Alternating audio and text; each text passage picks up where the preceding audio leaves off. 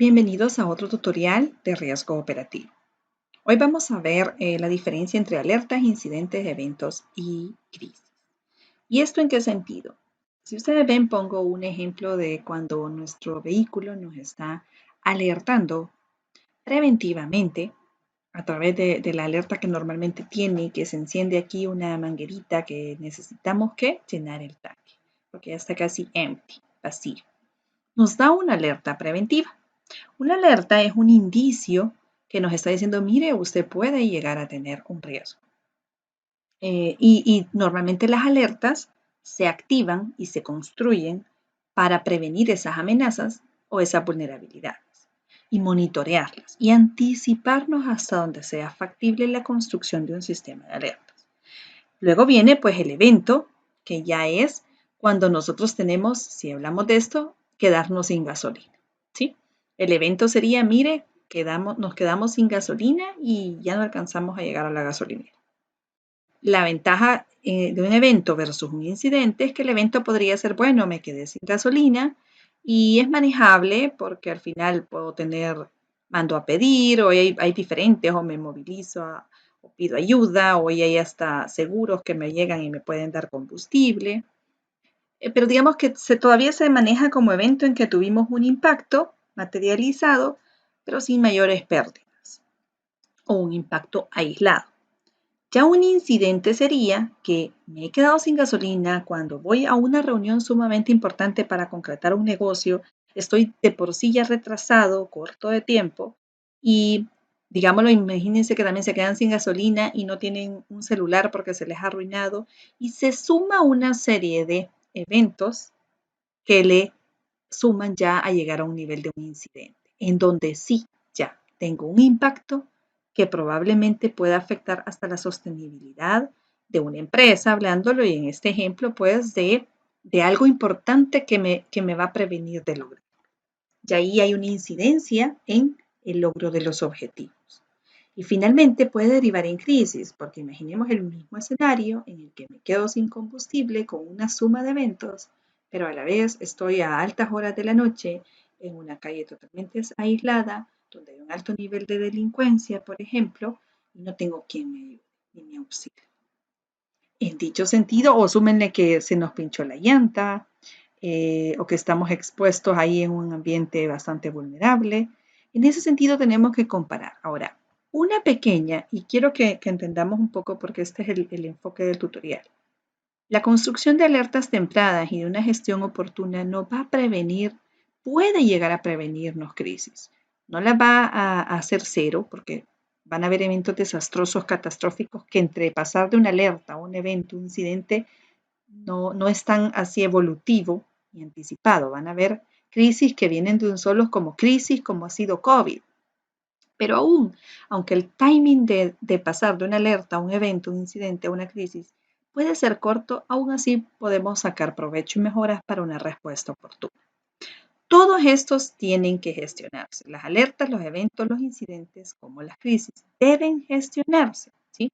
Y es necesario sean gestionados. ¿Por qué? Para evitar entonces un desastre. El incidente ya dijimos nosotros que es aquella suma de eventos que puede llevar a una crisis y por ende al desastre. Pero antes de que se dé un incidente, está el evento. Pueden haberse dado eventos aislados sin mayor impacto, sin una materialización de suma de otros eventos que pudimos haber gestionado. Y antes todavía un evento, si somos proactivos y tenemos una factibilidad de construcción de sistemas de alertas tempranas, pudimos haber desarrollado alertas tempranas. Las alertas, como digo, se construyen para monitorear esas amenazas antes que penetren o esas vulnerabilidades antes que penetren. Entonces, ahí nosotros trabajamos con alertas que previenen eventos y al prevenir eventos, pues disminuyó la probabilidad de incidentes y por ende de crisis y desastres. Ahora, si a una alerta, un evento o un incidente, más que todos los incidentes, presenta estas características, sí puede casi que derivar en una crisis y a veces tenemos temas de segundo, de día, de minutos para llegar a prevenir. Por ejemplo, el incidente o el evento está escalando rápidamente, se está saliendo de control incluso en las redes sociales o en las comunicaciones sociales, o sea, ya no tenemos exposición mediática, o tiene una visibilidad no deseada, es decir, para nuestros stakeholders, sea accionistas, para los colaboradores. Algún stakeholder ya está impactando en la percepción que él tiene, aquí metemos el riesgo reputacional, puede derivar en una crisis. La crisis no necesariamente todo es pérdida financiera inmediata o pérdida material o de activos inmediata, a veces es reputacional. Entonces, para gestionar nosotros los incidentes tenemos primero que establecer que el incidente, que es esa suma de eventos que vulnera y deriva en una crisis y explota en un momento del punto, tenemos que hacer gestiones antes de ese incidente, que es la identificación de esas amenazas y vulnerabilidades y sus estrategias de mitigación. Aquí donde estamos gestionando a través de alertas y eventos, acá esa prevención porque son eventos aislados y específicos y alertas que me previenen. Yo tengo que gestionarlo a través de identificar esas amenazas o vulnerabilidades y mitigarlas. Luego hay otro componente importante previo a un incidente, entrenamientos y simulacros. ¿A qué voy? Yo aquí estoy conteniendo a eventos o alertas aisladas, pero en entrenamientos y simulacros ya me estoy viendo qué pasaría si. Aquí esto ya toca un poco la gestión de la continuidad y otros temas como lo que son planes de evacuación, planes de emergencia, el plan de gestión de incidentes y respuesta que puede ser de ciberseguridad, de riesgos operacionales, de interrupción del negocio, de seguridad de la información. Entonces yo aquí me tengo que entrenar. ¿Por qué? Tenemos que entrenarnos en el sentido de que al momento prepararnos para que cuando se dé un incidente, este entrenamiento haga que nos lleve a que los roles responsables y las acciones que tenemos que ejecutar ante un incidente se activen de una forma ágil ante una respuesta inmediata para responder, contener las crisis y que no deriven en la crisis. Una vez el incidente viene la etapa de gestión de crisis y aquí como por eso digo, es la respuesta. ¿Cómo voy a responder yo ágil y efectivamente ante un incidente si no estoy entrenada? No sé las responsabilidades y no hemos ni siquiera definido el plan de activación. Lo primero que se hace ante un incidente es responder y en paralelo, diría yo, ya es recuperarnos y volver a la normalidad. En dicho sentido, y miren con esto, COVID nos ha dado un ejemplo en que esa derivación de ese incidente que se ha dado, que es la pandemia mundial y boom, explotó solo en crisis sistémica y universal, la respuesta ha sido un tema de adapte que todos quizás pensamos 1 o 2 meses y ahorita ya vamos a cerrar el año completamente, casi 10 meses en que vamos a estar trabajando con respuestas. Muchas empresas probablemente todavía respondiendo, todavía adaptándose, no recuperándose.